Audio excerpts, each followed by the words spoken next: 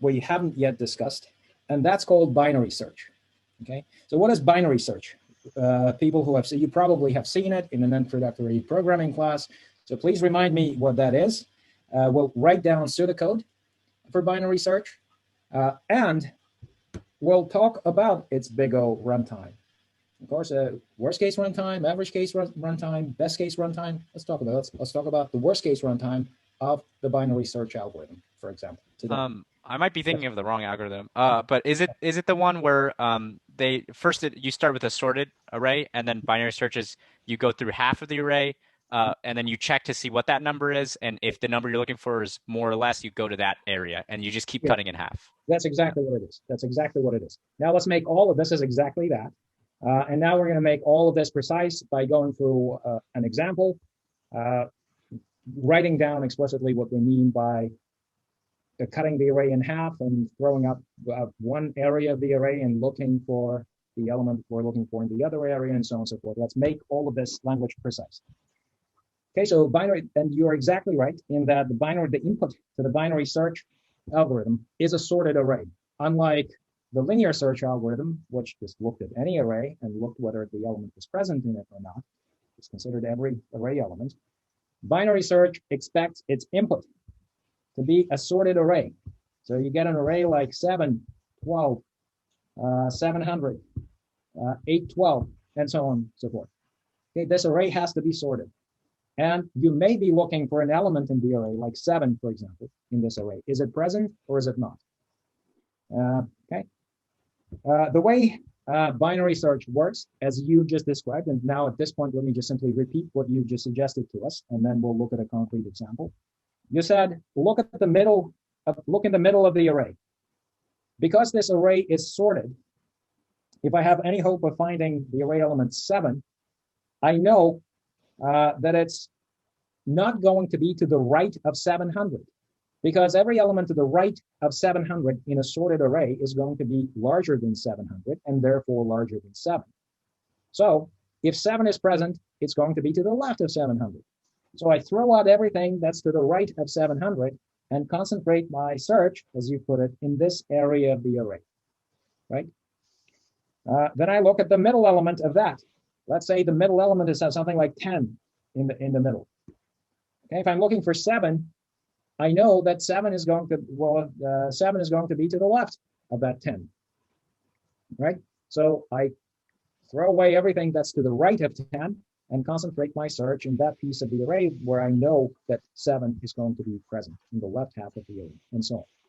But then the question becomes, well, how exactly do we split the array? So here, for example, the very first example that we wrote down here is an array of 4 elements. What exactly is the middle element of a 4-element array? Okay, so let's say you have this element of four elements. Okay, so here I have this guy. So I have this many elements in an array. So by the way, we'll have 2 pointers I that will point to the left edge of the array, and J, which will point to the right edge of the array. Okay, so we want to find what the middle element is. So first of all, let's start with a more general example, and then you'll give me an answer. So suppose you have an array of gazillion elements. In fact, suppose you have this long array, keeps running, and then you have these elements, 1, 2, 3, 4, 5 here, and then it goes on. Suppose this I is like the 57th element of the array. So 57. Then you have 58, 59, 60, 61. Let's suppose that's J. J is 61. So you have 5 elements, right? So this array keeps running. And suppose like I'm somewhere in the middle of my binary search, and we'll see this. What do we mean by the middle? Where when we run our pseudocode, that you will help me write down on a sample input array. So I'm in the middle, meaning I'm now looking at the area of the array that's between 57 and 61. And I haven't found my key yet. I need to further split this array in half. So how do I split this array in half? What index is halfway between I and J?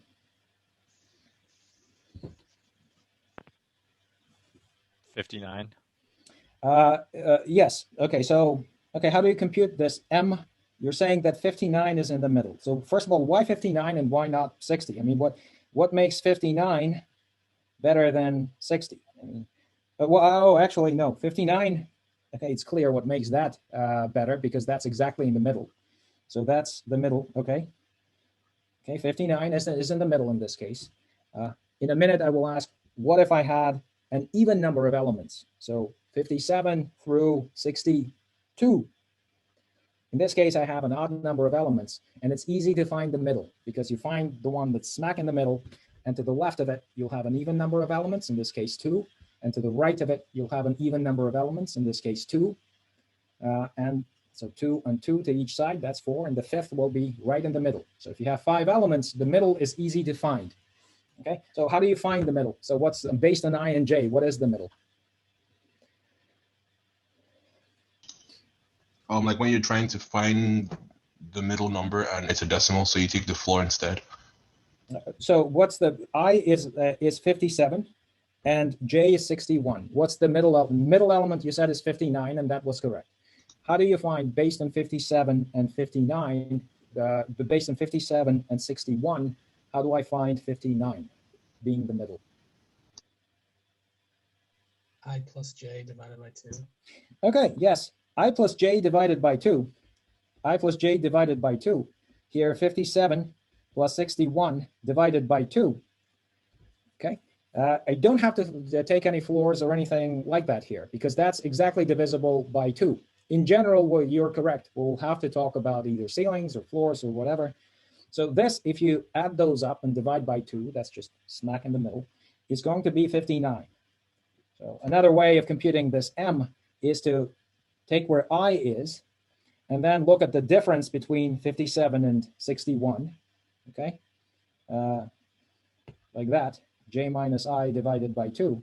So for example, this M, which is 59, computed this way is the same thing as taking 57 and adding to it the difference between 61 and 57, which is exactly the number of elements here, divided by 2. Divided by 2. It's the same thing. Either way you want to compute it, you'll see sometimes code that does it this way. Maybe that's a little more clear than the first one. I don't know. I think this is pretty clear enough. Is this clear that this computes the middle element? If you have an odd number of elements, because you can find the element that's right in the middle, pointing there. Now, let's get back to your original point. Somebody mentioned something about ceiling, I think, or floor, or something like that. So let's see what that all is about. So suppose now j is really 62. So you have an even number of elements. So in this case, you have 6 elements. 1, 2, 3, 4, 5, 6. So my j is 62. What is the middle element of 6 elements? So I can clearly point to a single element to the left of which and to the right of which I'll have the same number of elements because there's odd of them. There's an even number of them. So I pick one, I'm left with odd number of elements, which I can't split into 2 equal pieces. So somehow we have to agree what the middle element is. And we need to be able to compute the middle element based on the values of I and j. Okay. The idea that we have here, computing the middle element, okay, start at the left hand of the array and add to it as many elements as are in between the right hand and the left hand, like half of those elements, add those half of those elements, and you'll end up somewhere in the middle. But if I go ahead and compute this value, if I try to, now let's make this purple. If I go ahead and compute the middle element as 57 plus 62 over 2, then this is going to be what? It's not going to be 59 anymore, right? But what we'll do is it's going to be like 59.5 if you plug it into the calculator or whatever. So 59.5 is not an element. 59.5 doesn't point to anything. So we have to settle for something. We could call 60 the middle element. I mean, there's no good reason to call 59 the middle element, any better reason than to call 60 the middle element. If you choose 60 to be the middle element, you have 2 elements to its left and 3 to its right. If you choose 59, or rather, if if you choose 59 to be the middle element, you have 2 to its left and 3 to its right. So really, it doesn't really matter. So it's a matter of agreement, what we call the middle. In binary search, we split the array into 2 pieces, find the middle element somehow. If we have an even number of elements, we have to agree what the middle element is, what it means. So that's a matter of agreement. Depending on what you agree on, you can write your code accordingly. So because you've suggested the floor, so let's just call the middle element floor. So we'll say that the middle element is 59, not 60. Could have taken 60, it's just as legitimate, but we'll call the middle element 59. So we'll do what in Python, let's say you do integer division. So in Python at the prompt, you would write something like 9 divided by 2. Well, that's going to be, it will output that it's 4.5. That's going to happen. But you can also do 9 divided by 2, which is an integer division. You can also use the math.ceil function. Let's say if you're familiar with Python. This outputs 4. The answer to this is 4. So you do integer division, let's say in Python this way. In Java, you do, if you have 2 integers, you divide them, depending which version. But anyway, it gives you the integer as an output. For you to be able to get the floating point as an output, when you divide 2 integers, you have to cast. But that's to cast it to float or to double or whatever. But that's the programming language detail. For what we care about, so in those languages, you can also call for like floor function, right? Okay, those are. And you'll get what does floor return? It returns the largest integer that does not exceed that floating point value, right? That's what floor is. Okay, so in this case, the floor of 9 divided by 2 is the largest integer that does not exceed 4.5. What's the biggest that does not exceed 4.5? That's 4. So the floor of 9 divided by 2, that's 4. Okay, so now, so all this conversation was intended for us to agree what the middle element of an array means, right? So that's it. So we're computing the middle element this way. That's our agreement. I plus j over 2 floor. Okay, could have done ceiling, but we'll go with the floor. And write the algorithm accordingly. So here's an array of 16 elements. There's 16 elements here. How do I know? I counted them before coming here. Elements. Okay, and I'm looking for, if you count them, it will be 16. So, and we're looking for 19 in this array. So just as a high-level overview, we split it in half. I think the half will end up being here somewhere. And now I'm saying, is my 19, okay, so let's say half is this, points at element number 10. This is going to be our half. Oh, by the way, okay, so let's compute half here right now. So according to our form, let's say this is I. So we begin our algorithm by having this pointer I, which will always point to the left-hand side of the array, point to the first element of the array, and j point to the right-hand side of the array. Okay, so let me actually start writing this down here on the next slide, and I'll switch back and forth. So we'll have a procedure called binary search, which will take as input an integer key and an array of integers, a1, a2, a sub n. These will be integers. Okay, let's go with sorted, distinct. That doesn't have to be, but distinct. Let's just simplify, integers. And inside this procedure, now we'll write the whole procedure out here in a second, but we're going to have inside this I, which we initially which will initially set to 1, which will be the left end of the array, let's call it. Left end of the array that we're currently searching. Left end of the array.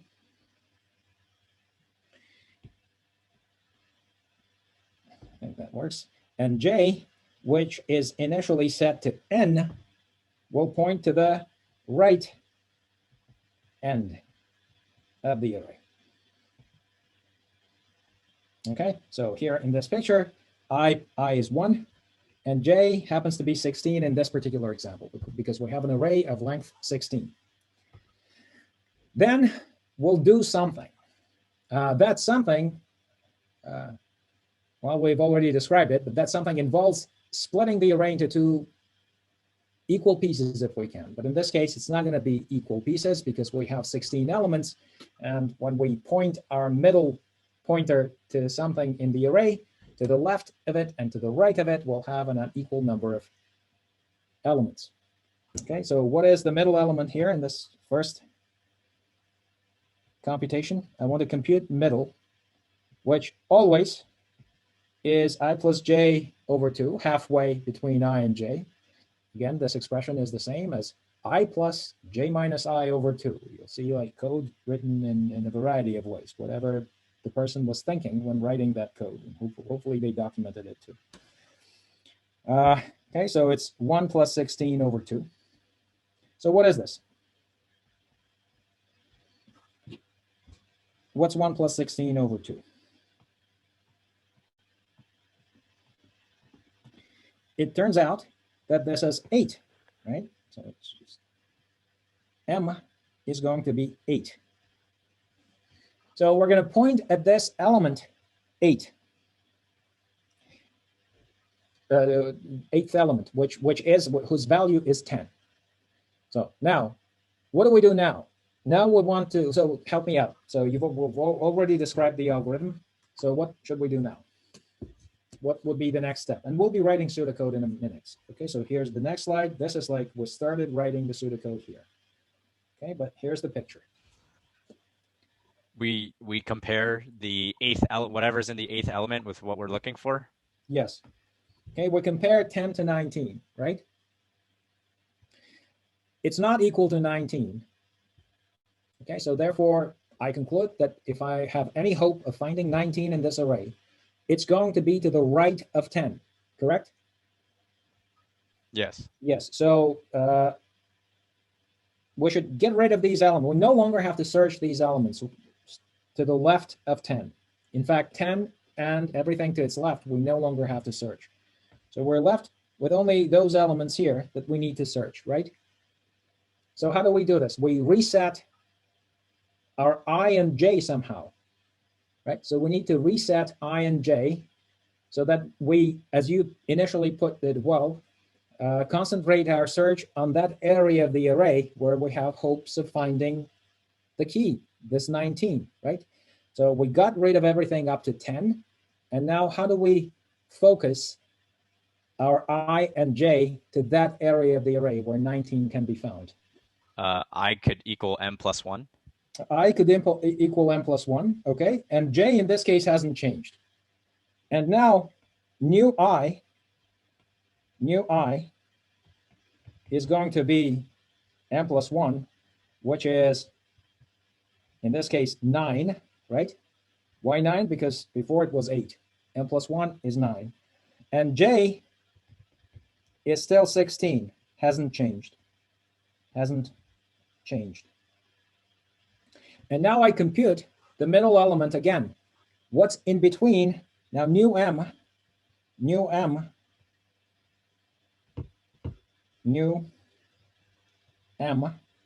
is going to be what?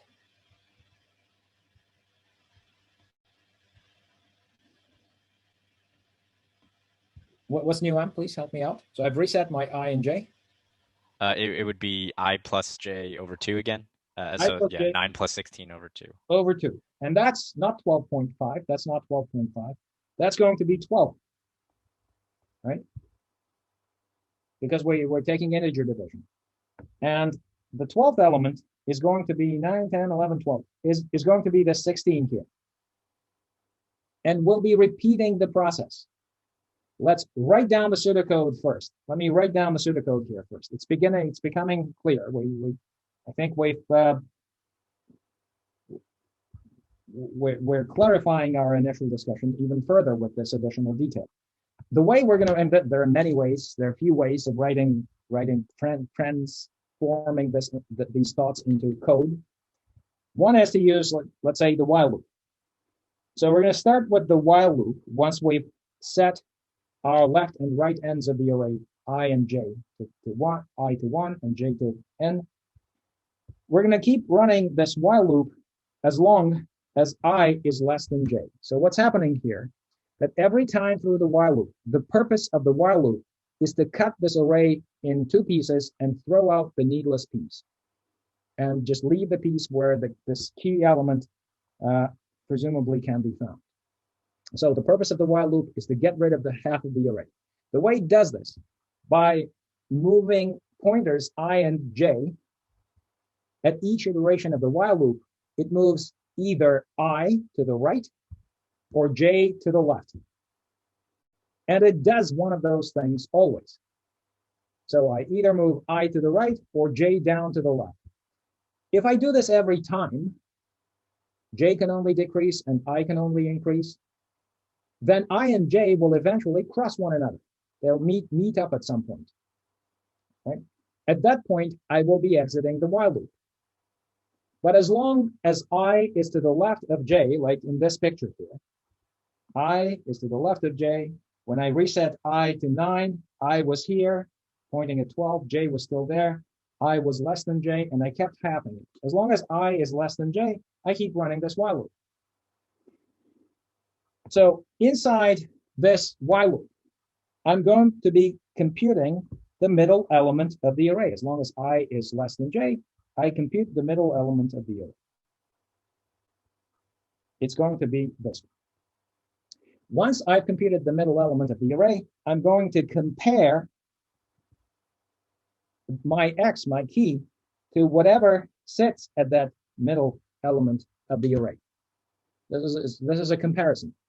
Is x equals a, is it equal a sub m? If it is, then what do? Remind me, you've already told me. What happens to I? You've just told me to set it to m plus 1, right? This is what you told me. Set it to m plus 1. Otherwise, what do?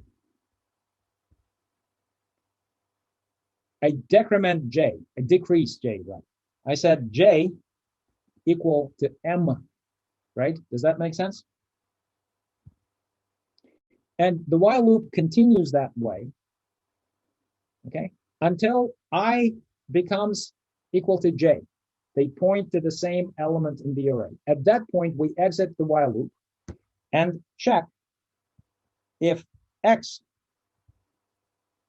is equal to the element at which, at the time of exit of the while loop, I points, let's say. Could have done differently, could have used j, for example, but that's fine.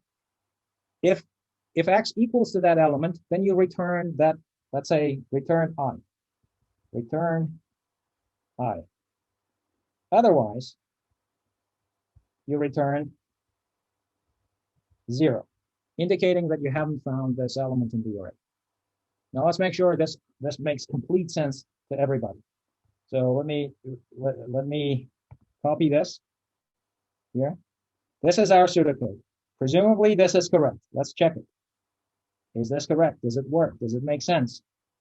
So that's that. Let me actually erase all of this, and we'll run our pseudocode. We'll have to rewrite some of this, but that's okay. I'm going to paste my element, my pseudocode here, and make it small. This is our entire pseudocode. And now we're going to run the pseudocode on this particular input one more time. Now, this time, so we kind of ran the first two iterations of the while loop, but we'll run this time to the end.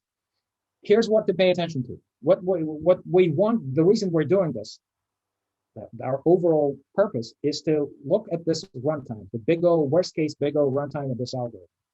So what we should be paying attention now as we run this algorithm on this particular input is how many times while loop gets executed in terms of n. N is the size of the problem, the length of the array. So what we're after is how many operations do we do in terms of n. Okay, the number of operations depends on the length of the array. So how to express this in terms of n is what we're looking for. So let's start here. Start. at the start, so by start, I mean before I enter the while loop. This is the while. So at the start, I simply set I equals to 1 and J equals to 16. So here's my I, here's my J. J equals to 16. Okay, that's the 16th element. And then I enter the first iteration of while loop.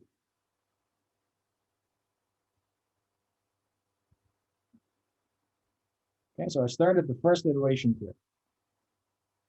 I check, is 1, which is I, less than J, which is 16? So I check that. The answer to this happens to be yes. So what do we do? We keep going. We find a new middle. Yeah, so we compute the middle is 1 plus 16 over 2. And that's going to be 8. Then I check the still the first iteration of the while loop. I'm inside the while loop. I've just computed this. This is all inside while. So I have to execute my if statement, if else. Okay, in the if clause, I check if is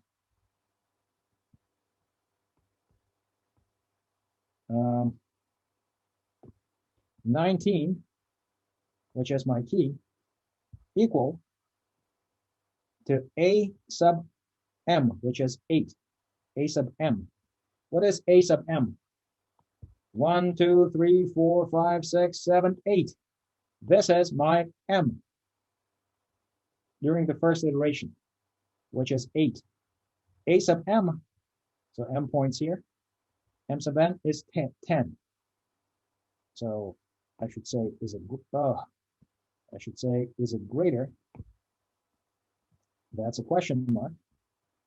And the answer to that is yes. Okay. So what happens? Yeah, we're gonna change I to n+1, and I think in the pseudocode, is there a should we add another if statement because we're Okay. like if we find it, then we're changing I. So that's a good point. Is this John, right? yeah, this is John. So Yeah. that's the way we did it in. We had an extra statement when we did it in data structures, right?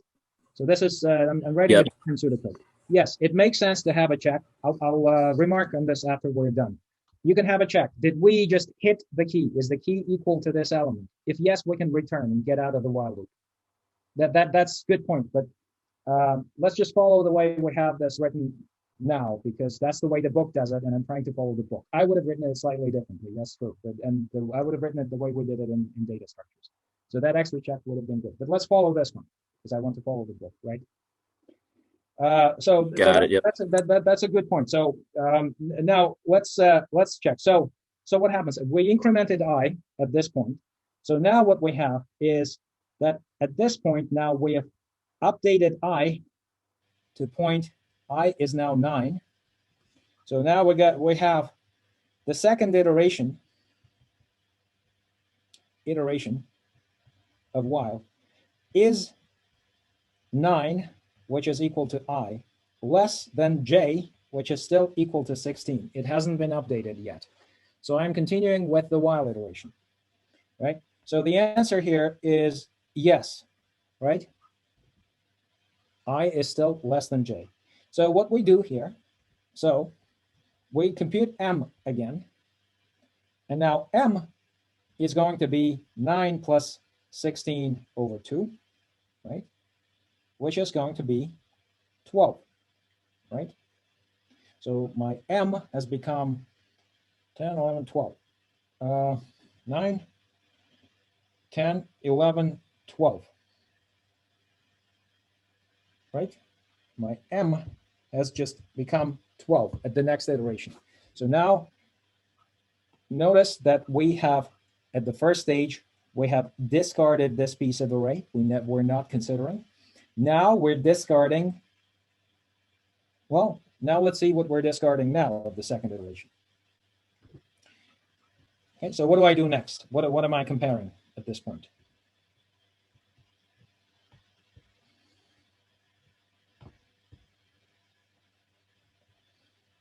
What should I write? What does it say? I computed M at the second iteration. That was 12. What's A sub 12?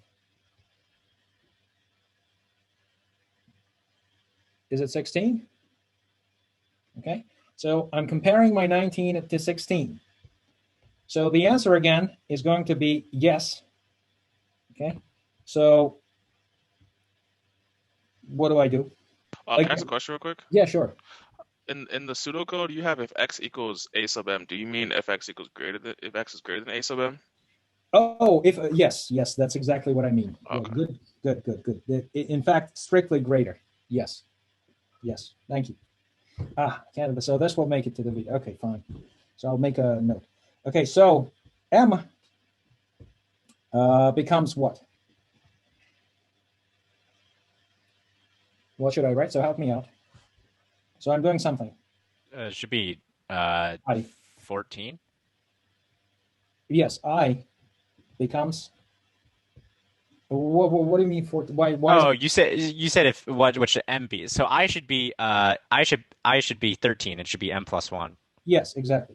I should be 13, which is M plus 1. Okay. So again, we've updated I. So I came from updated once from I to equaling 1 to I equaling 10, and now updating again to I equals 13. So now I'm pointing to this element I. J hasn't changed. These are the ends of the array. And we're discarding which piece of the array? Well, we've discarded everything to Everything behind, everything M and behind. M and behind. Okay. So now, what's my next step here? Get the add I and J, divide by 2, floor it. Okay. So let's mark this as a third iteration of the array. So is I, which is 13, less than J, which is still 16? And the answer again is yes. So what happens now? You have to find the middle of that. So you take I and J, add them together over 2, and floor that. Okay, so that becomes what? It's not 15. It becomes 14. 14. So M becomes 14. So the question is my 19 greater than A sub 14, right? A sub 14, which is M equals 14, is going to be this element. This element. So is it? No. No, it's not. Okay? So the answer to this is no. So as a human being, of course, you can see, I just found 19 here, but no, the algorithm hasn't found anything. Okay, so you continue.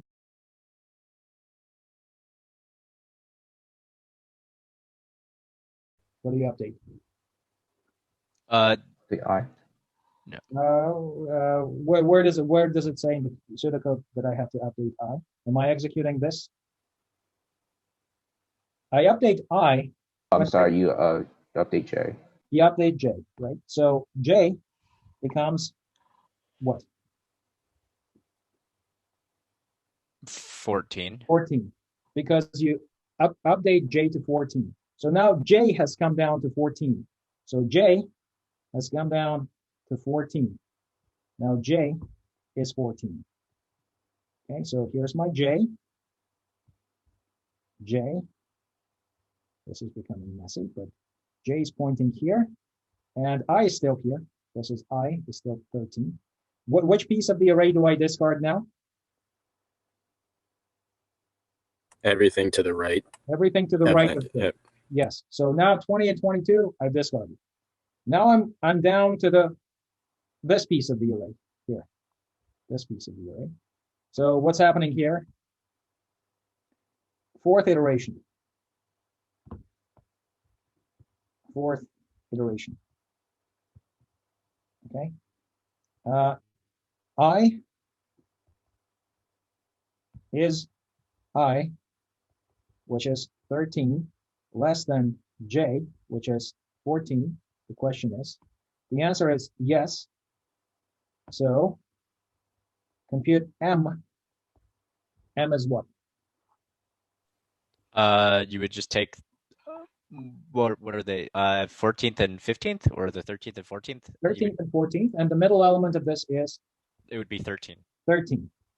Okay, so therefore, okay, I do the comparison, is 19 greater than A sub 13, which is 18?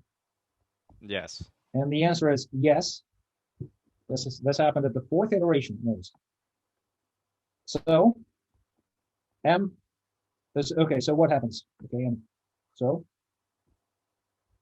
So I equals m plus 1. So I equals M plus 1, which is 14, right? M plus 1. I is 14. So now, notice now I and J are both 14. So I is not less than or equal than J. In my while loop here, while loop continues until I is less than J. So I don't have the next iteration, right? I stopped at 14. So exit while. That comparison inside while is I less than or equal J is done the fifth time, but there is no iteration inside the while loop. So you exit while, and then we do what? We check to see if X is equal to A sub I. Okay, and because X, which is 19, is equal A sub 14, which is also 19, right? A sub 14 here is 19, right? We return 14. So 14 is the index that we return. At that index is where we find our 19, our value 19. Does that make sense? Yeah. Okay, so that's exactly what you described to us in the beginning. Am I correct? Yeah. A couple of words, yes. So now the question is, now we've run it through a sample input. This should clarify it to people who haven't seen it before or have forgotten this algorithm. Again, this is one way of writing down the pseudocode. One of you have noticed that I have done it differently in another class. This is fine, but this procedure works. This procedure works. Okay, now, how many times, the important question here is, what's the runtime, the worst case runtime? So the worst case runtime, okay, so how many times does the while loop get executed if my input size is n? Log base 2 of n. Why is that? Because what you're doing is you're cutting the whatever your input array in half every single time. So that's the log base 2 part. Okay, so how many times do I, just to make sure that everyone's on the same page? So if you've done and thought about this before, it may be automatic, but if you haven't, let's take a moment to be sure that everyone's on the same page with this. You're given an array of n elements. You split it in half, discard that half. Whatever remains, you split it in half, discard one of those halves.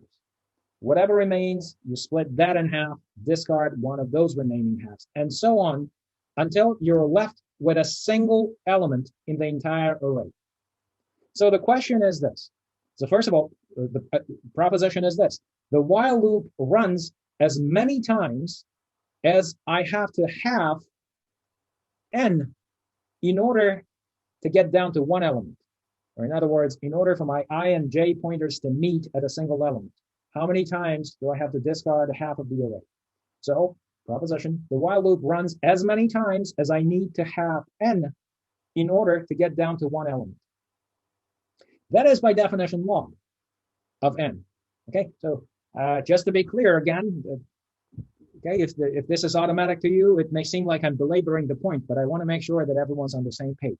Let me ask a completely different question, not a completely, a very much related question, but a different one. How many times do I have to double 2 in order to get up to, let's say, 32? Okay, so how many times do I have to multiply 2 by itself?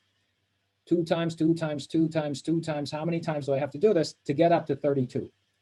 Well, you'll say it's 5 times because, well, it's 32 is 2 to the 5th. That's what 32 is. It's 2 times 2 times 2 times 2 times 2, 5 times. That's 32. So that 5 in the exponent, 2 to the 5th is 32, is by definition the log of 32 base 2, right? Log is into which power do I have to raise that 2 to get up to 32? Which is the same to say as how many times do I have to cut 32 in 2 so that I get down to 1 of those 2's, right? So I have to do it exactly as many times as I have to multiply 2 by itself in order to get up to 32. This is a complete reverse process. This is the sense in which log is an operation that reverses exponentiation. It's the inverse operation, to be more precise, of exponentiation. So if I have an array of 32 elements, I have to half it 5 times in order to get down to 1 element. In our case, that's when our pointers I and j meet. So that's 5. Well, in our case, we did 4 iterations, actually, because we had 16 elements, and 16 is 2 to the 4th. So we had to carry out 4 iterations of the while loop here. Actually, there was an extra test in order to make sure that I and j met, those pointers met, and so on. But you know, it's log of 16, log base 2 of 16. So now we could get a little bit more detailed and nitpicky here about this pseudocode as we did last time with our previous examples, but we're not going to do it. I think it's clear to everyone that the while loop runs log n times, right? This argument makes sense. And inside the while loop, I'm doing a constant amount of work. I'm computing something like the middle element here, and I'm doing 1 comparison. So if we're accounting for the runtime in terms of the number of comparisons, I'm doing 1 comparison here. Okay, and then I have some assignment statements that we ignore. So inside the while loop, you're really doing 2 comparisons here. One, I less than j, and then another one is x greater than a sub m. There's 2 comparisons log n times. Plus there's 1 more comparison when you exit it, and there's 1 more comparison here, x is x equal a sub I before I return. So if you want to get nitpicky in terms of the number of comparisons, it's going to be 2n plus log of 2n plus 2 comparisons. But we call this log n, right? Now we're familiar with big O.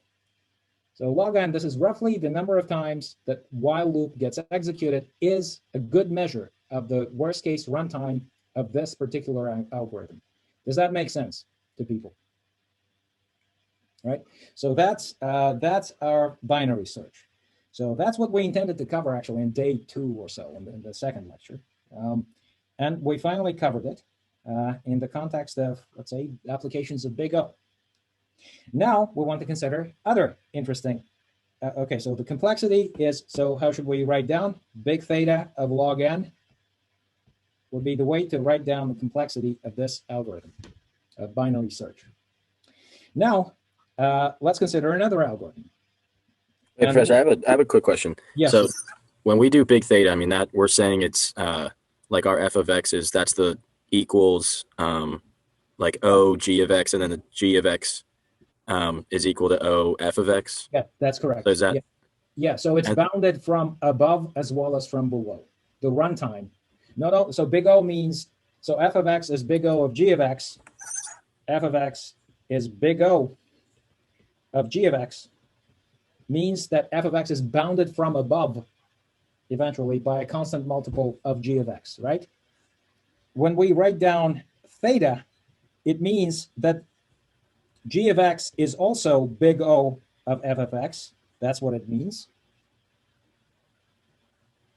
Right? Mm-hmm. So the other way. So what this means that f of x is sandwiched in between some constant multiples of g of x. So if you remember the picture from last time, so theta is not only a bound from above, but also it gives a bound from below on f of x. Does it mean like an average case scenario kind of? No. So it has nothing to do with the, so we can talk, again, so let me just to be clear. Big O by itself has nothing to do with the worst case runtime of the algorithm, although by practitioners is often loosely used in that context by some people almost exclusively. It's not like Big O does nothing other than describe a mathematical relationship between functions. It lives outside of the real world, so to speak. Okay, and it lives in this Platonic world of ideals, if you wish. Now, when we use Big O in the real world, in our case, we apply it to the runtimes of algorithms. Now we bring in the functions, which we say, oh, this one is Big O of that one. Then we talk about concrete runtimes. Then we specify whether the runtime that we're talking about when applying Big O is the worst case runtime or the average case runtime. So this Big O analysis can be applied either to worst case runtimes or the best case runtimes equally, right? So the fact that somebody's saying that this algorithm is Big O of something is a meaningless statement, in fact. Okay, so one of you asked about misunderstandings about Big O, and that's one of them.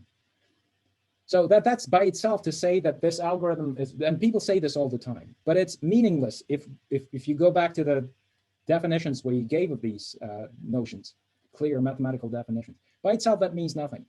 But the Big O runtime of the worst case runtime of an algorithm is Big O. Now that's a statement that you can work with, right? Because now it's telling you that in the worst case, this algorithm will be bounded by some function. You can also have a statement like an average case of an algorithm is Big O of something. That makes sense also. But to say that this algorithm, oh, that's Big O of that, by itself, it's not clear. But when people say this, and it's kind of accepted when people say that, usually people mean worst case runtime. Yeah, but it could be applied to either word, but best case even, although the examples that we've seen of best cases were just constant times so far only. Does that make sense? So you're saying the worst case scenario for binary search is O log n? Yes, That's that the is worst correct. case. Yes, that's correct. Because if we didn't find that element, right, in this case 19, we just found it at the very end, right? Because that's the way this example was selected. If I was looking, yes. Oh, sorry, I didn't cut you off. Sorry. Yeah, sorry. So now, if I was looking for some element that wasn't there, I'm still executing. That's the worst case, right? So I'm still executing this while loop log n times, as we discussed. So that's the worst case runtime. Now, as one of you suggested, if I had a little extra check inside that while loop that says, don't continue with this while loop, just exit it if you find the hit. So when you compute that middle element, right, I could have written it differently, right? So the way we did it, if you were in my data structures class, then we did it differently. Then we found the hit inside the while loop, we just exit it and just we're done with it, right? Then what's the best case runtime in this case? So I have an array that has gazillion elements. It takes me 10 nanoseconds to compute the middle element of that array. And let's say when I make the comparison, is my key equal to whatever's stored at that middle element? Let's say it's equal to that. So I found the element. I immediately exit the while loop, my entire binary search exits, and we're done. In that case, its runtime is constant, right? So the best case. So now we can take, now I can ask the question, what's the Big O runtime what's the Big O estimate of the best case runtime of this algorithm? It's a different question.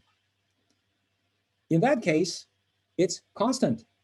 It's Big O of 1, as people write down the constant runtime, right? So again, a completely abstract mathematical concept, the notion applied to a particular case. Was it worst case? Then it was Big O of log n. Best case, well, if we write this algorithm the right way, then it's just constant time, Big O of 1. Right? Does that make sense to people? Right. So that's that. Now we need to talk. Okay. So is there anything in the chat? I may miss some. Oh, okay. So as far as the webcam, so that's okay. So I got it. That's fine. Sorry, I had a question. Yes, what did you say the best time? The best case scenario time was for this binary search algorithm? It's Big O of n, but you can write it differently so that the while loop exits as soon as you find the hit. Yeah, and Oh, then it's- so the best time would be it's O of constant. 1. Yeah, Yeah. exactly. But this written as it is right now, Yeah, the best time would be log base 2 and Yes, average time as well. Yes, yes, Yeah, yes. Oh, okay. average, we haven't even talked about average. Yeah. So but now that would be a good question, but let's move on. But yes, All right. you're right. So here it's they go. We All could right, thank also talk about average runtime. So for example, of linear search as well. So okay, just 2 seconds. By average, so okay, so let's not talk about this, but I'll tell you because it can be a long conversation. So let's take linear search. In linear search, you could either run linear search n comparison times, right? Meaning that you have to like look at every element, or you can return right away in constant time.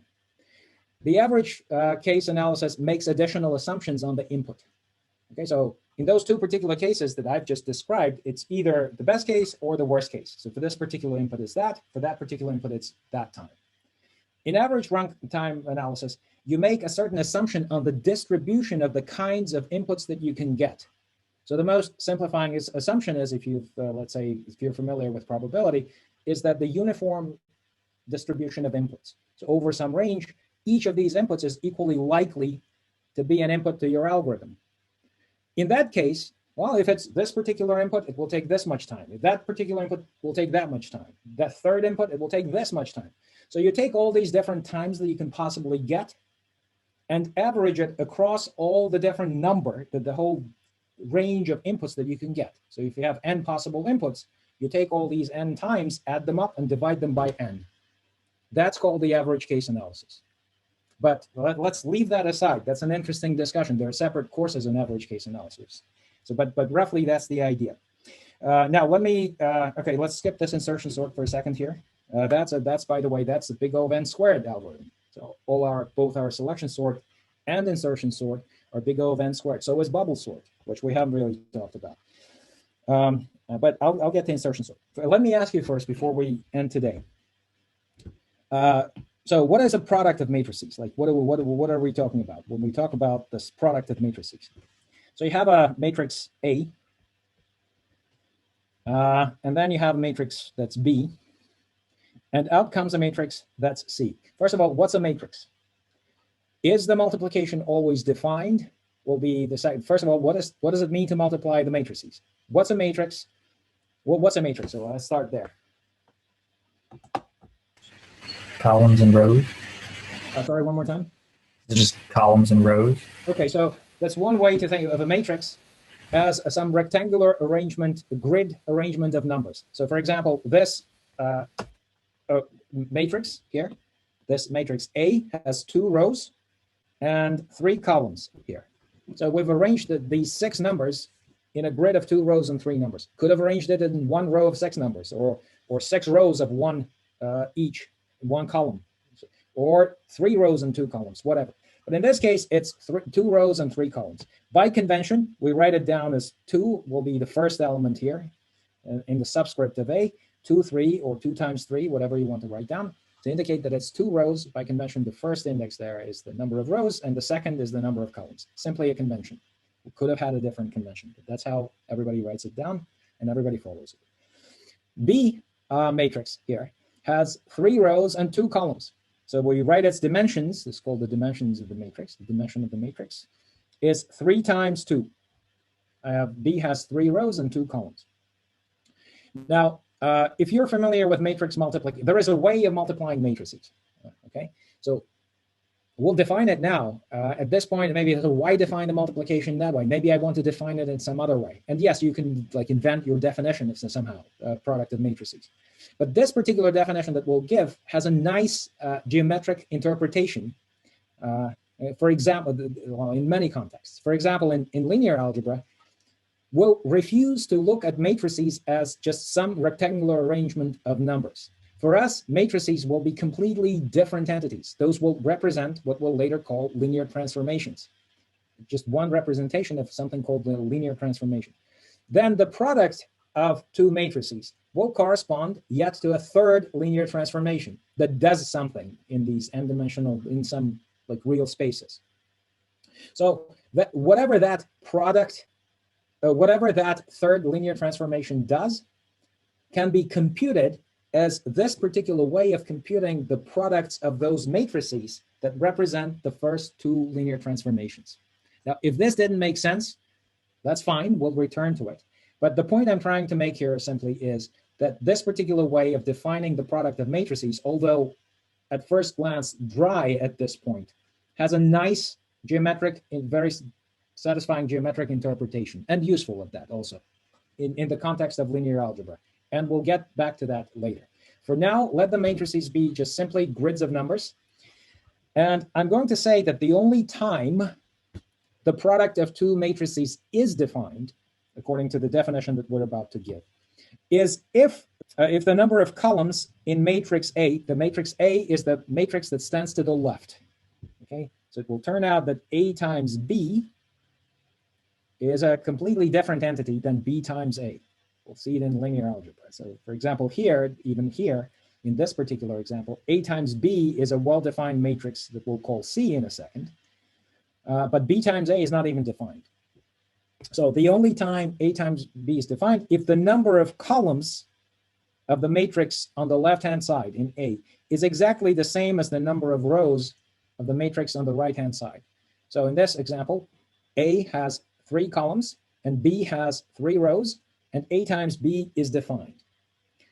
The output matrix C will have as many rows as the matrix on the left, A, it has 2 rows, and as many columns as the matrix to the right, B, okay? So this 2 here, the blue 2, comes from the number of rows of A, and the black 2 comes from the number of columns of B. What has to be the same is this number 3 here. What has to be the same is the number of columns in A and the number of rows in B. These twos can be different, as we'll see in another example. In this example, the number of rows in A, okay, happens to be the same as the number of columns of B, but that doesn't have to be the same. Okay, so now let's see how to compute the matrix C. So matrix C is going to be a 2x2 matrix. By convention, the elements in this 2x2 matrix are enumerated as follows. The element in the first row and the first column is denoted by C11.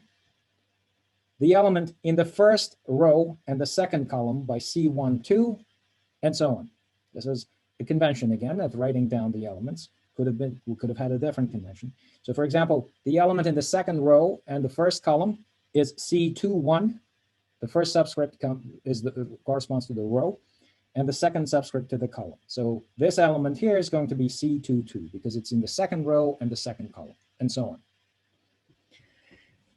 The way to compute each entry, and let's take, for example, this entry here. Let's start with C21. To compute C21, I'm essentially doing what we'll later call a dot product of vectors. I'm taking the second row of matrix A and multiplying it by the first column of matrix B.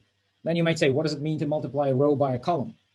Well, this row here has 1, 2, 3 elements. The column has the same number of elements, 1, 2, 3. That's why we're able to define the product of matrices in the first place.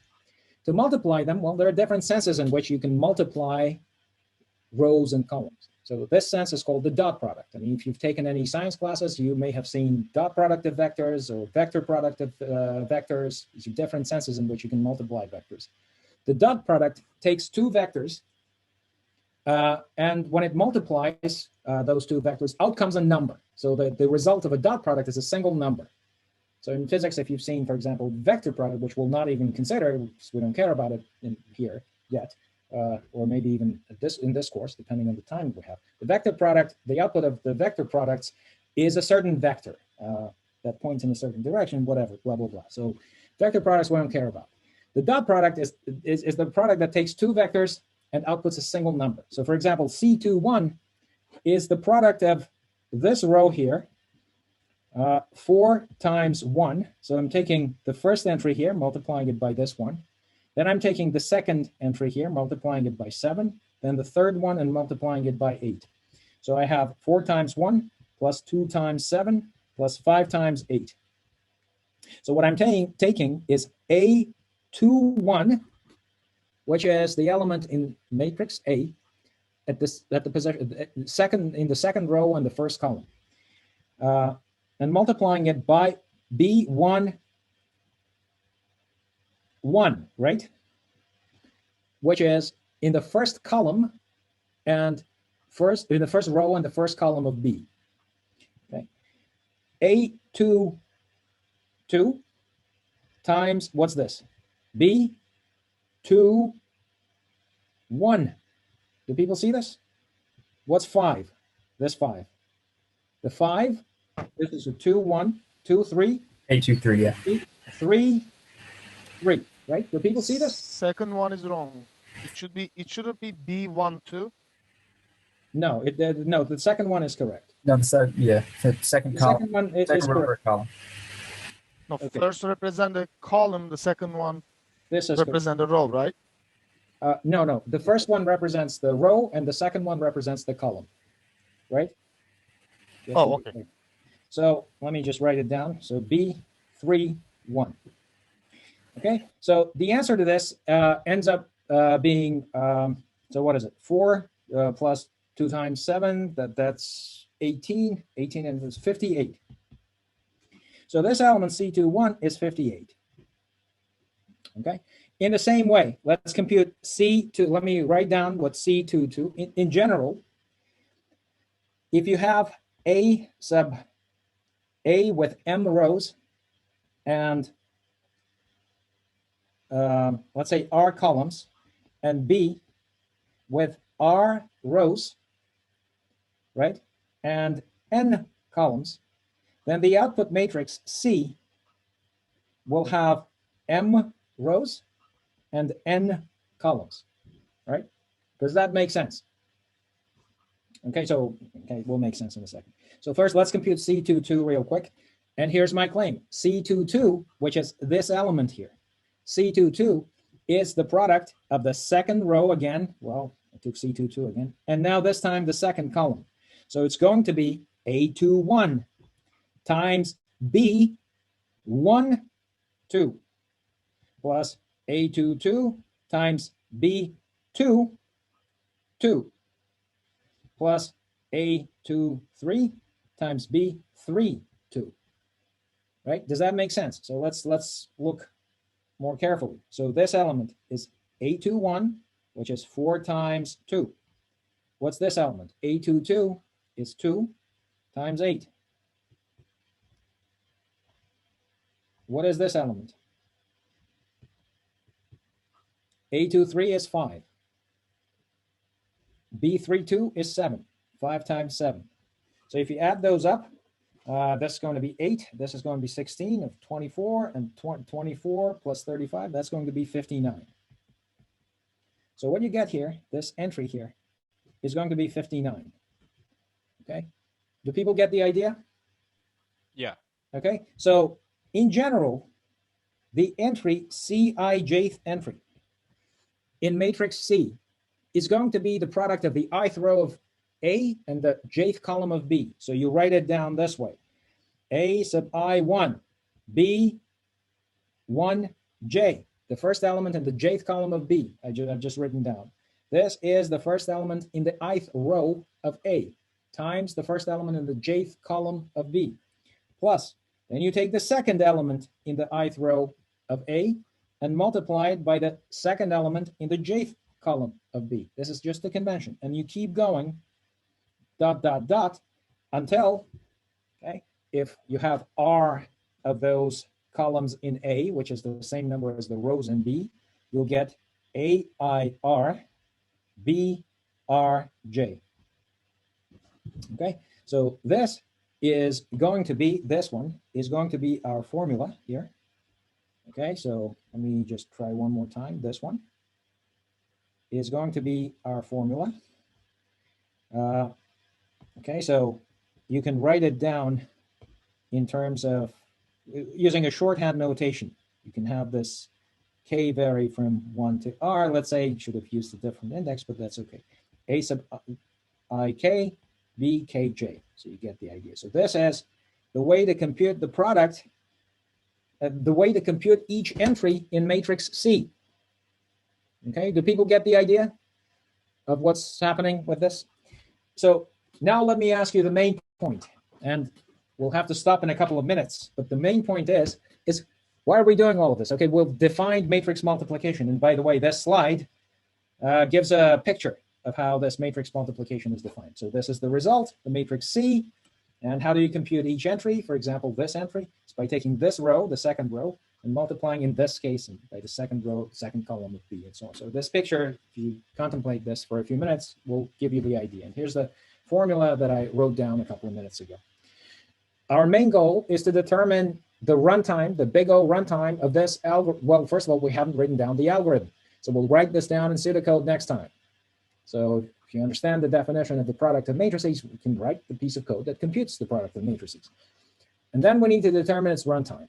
Let me ask you real quick with the 1 minute that we have left is, first of all, how many entries do I have here? Suppose the dimensions of the matrices are these, just as we have here, right here. These are the dimensions. M times n. So you have m times n, you have the number of entries, because in C, because you have m rows and n columns, so m times n. How many computations do I need to compute each entry? So for example, how many products do I need to compute? How many products do I need to compute in order to compute a single entry of C? Would it be R? R, exactly. So just to compute m, I have m times n entries to compute, in C, and each one takes R multiplications, mults, to compute each. So you can estimate the effort as m times n times R as the effort needed to compute the product of two matrices of these dimensions. All right, does that make sense to people? Roughly, so we'll get in a little bit more detail with this next time. Okay, so right now we have to end it here. So what will happen is that you should complete the homework the part of the homework assignment that has to do with everything that we've covered. Please complete that, because those will be the questions on the quiz. What we haven't covered is not going to be on the quiz, and you do have questions in this homework that relate to the material that we haven't yet covered. So, for example, we have to talk a little bit more about the complexity of matrix multiplication, what happens if you have three matrices, and three or more matrices, and so on and so forth. We also need to talk about polynomial evaluation. So because we haven't yet covered those, I will extend the homework this week. Okay, but please do complete all the homework questions that are based on the material that we actually have covered before the quiz. The quiz will be based on only what we have covered.